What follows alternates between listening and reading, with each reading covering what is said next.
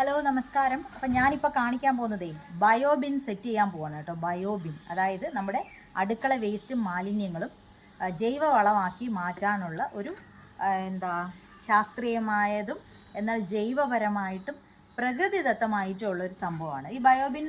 3 ബക്കറ്റുള്ള പലരും കണ്ടിട്ടുണ്ടായിരിക്കും. നമുക്ക് പഞ്ചായത്തുകളിൽ നിന്നും കിട്ടും കേട്ടോ. ഗ്രാമസഭയ്ക്കൊക്കെ എഴുതി കൊടുത്താൽ സബ്സിഡി ഇനത്തിലും എനിക്ക് തോന്നുന്നു ഫ്രീ ആയിട്ടോ അങ്ങനെ കിട്ടും. പക്ഷേ എനിക്ക് കിട്ടിയിട്ടില്ല. അപ്പോൾ അതാണ് നമ്മൾ ഇന്ന് സെറ്റ് ചെയ്യാൻ പോകുന്നത്. ഞാനിത് ഓൺലൈനിൽ നിന്ന് 3500 രൂപ കൊടുത്ത് വാങ്ങിച്ച സാധനമാണ് കേട്ടോ. ഭയങ്കര വെയിലാണ്. അപ്പോൾ എനിക്ക് വെയിലത്തോടെ നോക്കുമ്പോൾ ഭയങ്കര കണ്ണ് പൊളിക്കുന്നുണ്ട്. അപ്പം ഇതാണ് ഇതിൻ്റെ ബേസ് എന്ന് പറയുന്നത് കേട്ടോ. ഈ ബേസ് നമ്മൾ എവിടെയാണോ നമ്മൾ സെറ്റ് ചെയ്യാൻ ഒരുങ്ങുന്നത് അവിടെ വെക്കണം. ഞാനിപ്പോൾ കിച്ചണിൽ നിന്ന് ഇറങ്ങുന്ന ഭാഗത്ത് ഇവിടെയുള്ള ഒരു പ്ലേസിലാണ് ഇത് വെക്കാൻ പോകുന്നത് കേട്ടോ. ഇത് കണ്ടോ, ഇതുപോലുള്ള 3 ബക്കറ്റുകളും അടപ്പുകളും ആണ് ഇതിനകത്തുള്ളത്. ഇതിനകത്ത് ഈ ഇനക്കലത്തിനകത്ത് ഉള്ളതെന്ന് വെച്ചാൽ ചകിരിച്ചോറിനകത്തുണ്ടല്ലോ ബാക്ടീരിയാസ്. നമ്മൾ ഈ ഒരു ഫുഡിനെ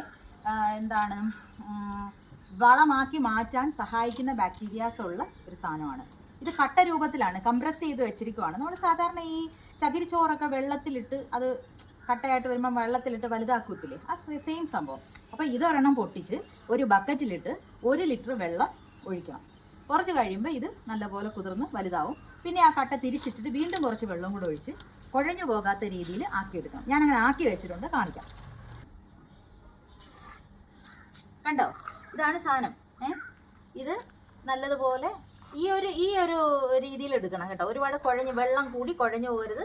കുറേശ്ശെ വെള്ളം ഒഴിച്ച് വേണം ഇത് മൊത്തത്തിൽ പൊടിച്ചെടുക്കാൻ. അപ്പോൾ ആ ഒരു ചെറിയ കട്ട, ആ ഒറ്റ കട്ട നമ്മൾ വെള്ളം ഒഴിച്ച് കുതിർത്തപ്പം ഒരു 1/2 ബക്കറ്റ്. നമ്മൾ ഇതിനകത്ത് വേസ്റ്റ് ഇടുന്നത് എങ്ങനെയാണെന്ന് വെച്ചാൽ, ആദ്യം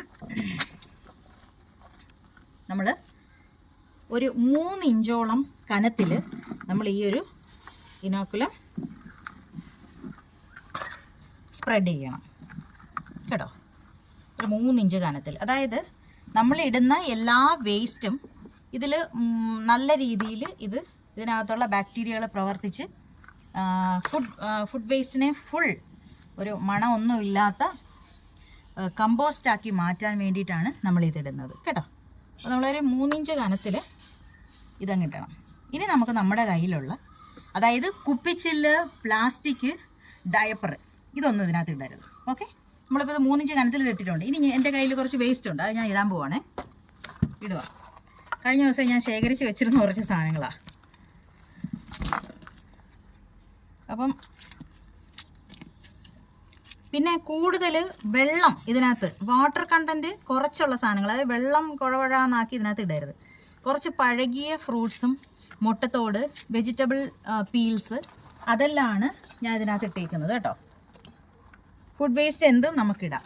അപ്പോൾ ഇത് ഇട്ട് കഴിഞ്ഞാൽ ഉടനെ ഇത് മൂടത്തൊക്കോണം നല്ലതുപോലെ ഇതിൻ്റെ മുകളിൽ വീണ്ടും ഈ ഒരു ഇനാക്കുല ഇട്ട് കൊടുത്തിരിക്കണം. അതാണ് ഇതിൻ്റെ ഒരു മെത്തേഡ്. നല്ലതുപോലെ മൂടത്തൊക്കോണം ഇത് അങ്ങിട്ട് കൊടുക്കണം. നമുക്ക് ഈ ഇനാക്കുലം തീരുമ്പോഴത്തേക്കേ ആമസോണിലൊക്കെ വാങ്ങിക്കാൻ കിട്ടും കേട്ടോ. വലിയ വിലയൊന്നുമില്ല.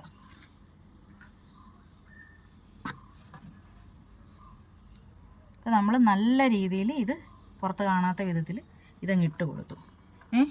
അപ്പോൾ ഓരോ ഇഞ്ച് കനത്തിലാണ് നമ്മൾ വേസ്റ്റ് ഇടുന്നത്. പിന്നെ അതിൻ്റെ മുകളിൽ അത് മറയത്തെ കോണം ഇനോക്കിലിടണം.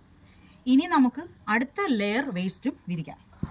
എൻ്റെ കയ്യിൽ കുറച്ച് എന്തിൻ്റെയോ മത്തങ്ങയുടെയാണെന്ന് തോന്നുന്നു അതിൻ്റെത്. പിന്നെ അത് കഴിഞ്ഞ് ചക്കക്കുരുവിൻ്റെ തോല്, ഇതെല്ലാം ഉണ്ട് കേട്ടോ. ഞാനിതൊക്കെ ഇത് വരാൻ വേണ്ടി കാത്തിരുന്ന് വെച്ചിരുന്നത്, അത് പൂത്തുപോയി. എന്നാലും വേണ്ടിയില്ല, നമുക്കത് ആയി കിട്ടുമല്ലോ. ഞാൻ സാധാരണ എല്ലാ ചെടികളുടെയും മൂട്ടിൽ ഡയറക്റ്റ് ആയിരുന്നു ഇടുന്നത്. അത് നല്ല രീതിയിൽ പ്രോസസ്സ് ആവുന്നുണ്ടായിരുന്നു. പക്ഷേ ഇതിപ്പോൾ നമുക്ക് ഈ പൊടി രൂപത്തിൽ തന്നെ കമ്പോസ്റ്റ് വളം ഞാൻ നഴ്സറികളിൽ നിന്നൊക്കെ വാങ്ങിക്കാറുണ്ട്. അപ്പോൾ അതിന് പകരം എനിക്ക് തന്നെ ഉണ്ടാക്കിയെടുക്കാമല്ലോ.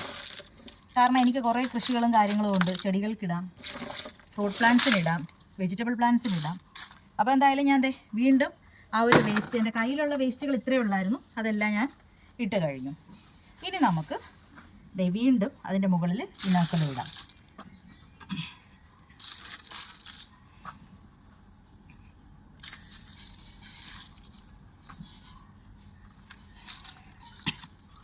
മീനിൻ്റെ അവശിഷ്ടവും ഇറച്ചിയുടെ അവശിഷ്ടവും എല്ലാം നമുക്ക് ഇതിനകത്ത് ഇടാൻ പറ്റും കേട്ടോ. സ്മെല്ലോ കാര്യങ്ങളോ ഒന്നും വരത്തില്ല.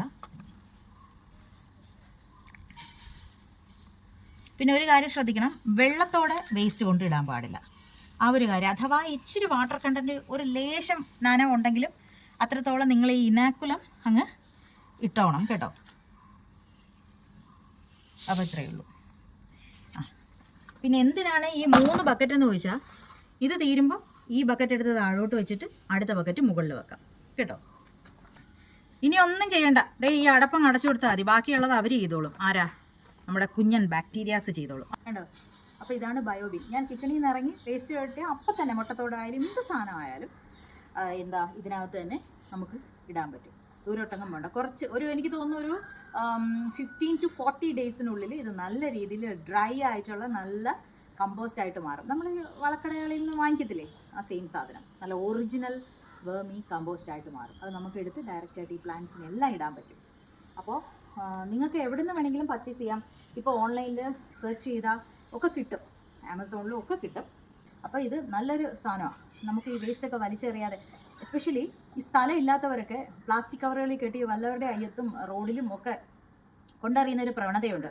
സത്യത്തിൽ നമ്മൾ ഈ നാടിനോടും നമ്മുടെ സമൂഹത്തോടും നമ്മുടെ പ്രകൃതിയോടും ഒരു കുറച്ചെങ്കിലും കമ്മിറ്റ്മെൻറ്റ് കാണിക്കണം. ദയവ് ചെയ്ത് നിങ്ങൾ വേസ്റ്റ് ഒന്നും കൊണ്ട് അവിടെ ഇവിടെ എറിയരുത്. നിങ്ങൾ ഇങ്ങനെയുള്ള ഉപകാരപ്രദങ്ങളായ കാര്യങ്ങൾ ആർക്കും, പ്രകൃതിക്കും മനുഷ്യനും ദോഷമാകാത്ത രീതിയിൽ ഇനിയെങ്കിലും നിങ്ങൾ ലൈഫ് സ്റ്റൈലൊന്ന് മാറ്റൂ. ഓക്കെ, പിന്നെ അപ്പോൾ ഇത്രയൊക്കെ ഉള്ളൂ. Okay, bye bye.